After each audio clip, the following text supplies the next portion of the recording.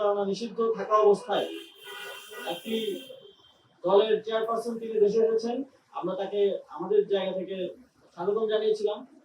তার ছবি দিয়ে পুরো ঢাকা শহর ছেয়ে ফেলা হয়েছিল।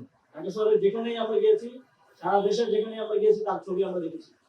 যদি শুধুমাত্র ছবি দেওয়াটা আচরণবিধি লঙ্ঘন হয়, তাহলে প্রথমে তাকে সবুজ করতে হবে।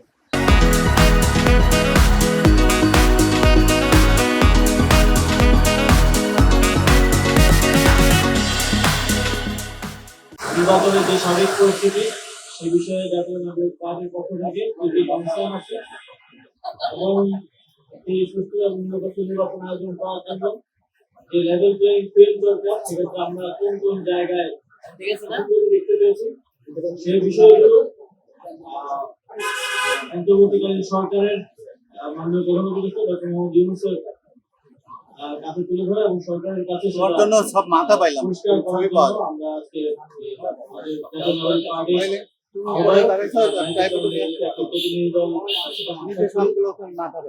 এর মধ্যে আপনারা তো জানেনই আমরা যে বিষয়গুলো বলে আসছি যে এই নির্বাচনে আগে বিতর্কিত নির্বাচনগুলোর মতো দ্বৈত নাগরিক ঋণ খেলাপিদেরকে নির্বাচন করার সুযোগ করে দেওয়া হচ্ছে। আমরা পুরো নির্বাচন কাঠামোর প্রশাসনিক যে কাঠামো আছে সেটা একেবারে ইসি থেকে মাঠ পর্যায় পর্যন্ত এক ধরনের একপাক্ষিক পক্ষপাতদুষ্ট আচরণ দেখতে পাচ্ছি, যেটি আমরা মনে করি একটি সুষ্ঠু নির্বাচন আয়োজনের ক্ষেত্রে এক ধরনের বাধা। এবং এই নির্বাচন কমিশন এই নির্বাচন কতটা সুষ্ঠুভাবে আয়োজন করতে পারবে সেটা নিয়ে এক ধরনের শঙ্কা তৈরি হয়েছে। এই বিষয়গুলো আজকে আমরা সরকারের কাছে তুলে ধরেছি। আরেকটা বিষয় আমরা বলতে চাই যে আপনারা দেখেছেন যে গতকালকে নিয়ম বহির্ভূত ভাবে জাতীয় নাগরিক পার্টির দুজন প্রার্থী 11 আসনের এনসিপির প্রার্থী নাহিদ ইসলাম আহমেদ এবং ঢাকা 8 আসনের এনসিপির প্রার্থী নাসিরউদ্দিন পাটোয়ারি দুজনকে শোকজ করা হয়েছে। আমরা দেখেছি যে ওনারা যেই কারণ দেখানো হয়েছে সেই ওনারা বলেছেন যে ছবি দিয়ে নির্বাচনের প্রচারণা করার কারণে ওনারা শোকজ করেছেন, কিন্তু সেটা ছিল গণভোটের প্রচারণা এবং কোনো আরটিও এবং আচরণবিধির কোনো জায়গায় আমরা পাইনি যে এটা কোনো ধরনের আচরণবিধি লঙ্ঘন বা শোকজ করার মধ্যে কোনো অপরাধ একজন প্রার্থীর পক্ষ থেকে। আমরা মনে করি এটা সম্পূর্ণ পক্ষপাতদুষ্ট ভাবে এবং একটা মিডিয়া ট্রায়াল করার জন্য আমাদের প্রার্থীদেরকে, যেটা এর আগে আমরা বিভিন্ন জায়গায় করা হয়েছে,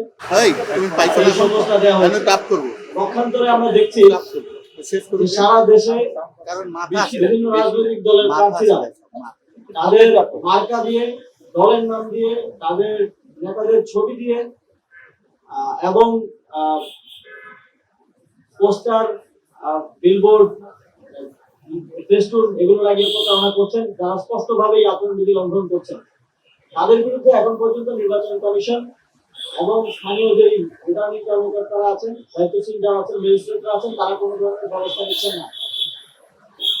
যেখানে নিয়ম ভঙ্গ করার কারণে, স্পষ্ট নিয়ম ভঙ্গ করার ফলে কোনো ব্যবস্থা নেওয়া হচ্ছে না, সেখানে আমরা দেখছি যে উদ্দেশ্য প্রণোদিত ভাবে সম্পূর্ণরূপে নিয়ম মেনে চলার পরেও আমাদের প্রার্থীদেরকে মিডিয়া ট্রায়াল করার জন্য, আমাদের প্রার্থীদেরকে বিতর্কিত করার জন্য উদ্দেশ্য প্রণোদিত ভাবে এটা রাজনৈতিক দল এবং নির্বাচন কমিশন এবং রিটার্নিং কর্মকর্তাদের যোগ সাজসের মাধ্যমে এ ধরনের সকল তুলে দেওয়া হচ্ছে।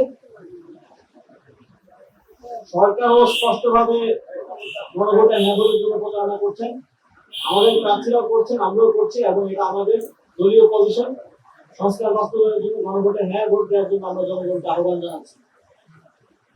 অন্তত শুধুমাত্র ছবির দোহাই দিয়ে নির্বাচনের প্রচারণার কথা বলা হয়েছে, কিন্তু আমরা অত্যন্ত শঙ্কার সাথে দেখেছি যে এই যখন নির্বাচনের প্রচারণা নিষিদ্ধ থাকা অবস্থায় একটি দলের চেয়ারপারসন তিনি দেশে এসেছেন, আমরা তাকে আমাদের জায়গা থেকে স্বাগতম জানিয়েছিলাম। তার ছবি দিয়ে পুরো ঢাকা শহর ছেয়ে ফেলা হয়েছিল। ঢাকা শহরের যেখানেই আমরা গিয়েছি, সারা দেশের যেখানেই আমরা গিয়েছি, তার ছবি আমরা দেখেছি। যদি শুধুমাত্র ছবি দেওয়াটা আচরণবিধি লঙ্ঘন হয়, তাহলে প্রথমে তাকে সবুজ করতে হবে। প্রিন্সিপাল এন্ড পলিসি সবার জন্য সমান হতে হবে। পলিসি যদি কোনো নির্দিষ্ট দলের প্রতি বা নির্দিষ্ট প্রার্থীর প্রতি আলাদাভাবে অ্যাপ্লাই করা হয় তাহলে এটা নির্বাচন কমিশন এবং পুরো নির্বাচন ব্যবস্থাকে বিতর্কিত করবে বলে আমরা মনে করি।